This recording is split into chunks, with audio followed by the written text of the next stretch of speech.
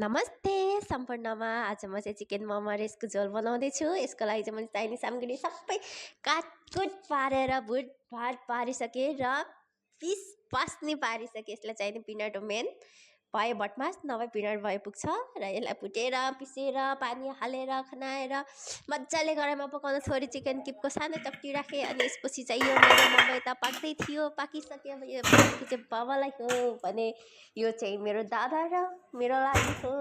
अब यसलाई चाहिँ मजाले छिटो तातै प्लेटमा राख्छु अनि खान्छु।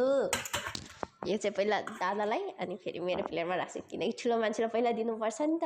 अनि त्यो भएर वाउ, चटनी हेर्नु त खतरा बनेको छ नि। अब यसको रेसिपी चाहिँ म पछि डिटेलमा दिन्छु।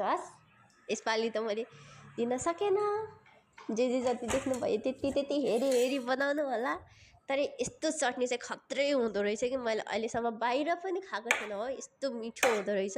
तात्तिँदै खानुपर्छ है, नै त मत्ताउँदो रहेछ। मत्त पारेर पेट धुम्म पारिन्छ। धेरै चटनी मिठो भएर खान सकेन। धेरै 15-16वटा मोमो खाने मान्छेले आज चाहिँ 9वटा मोमो खाएर बसेको छु।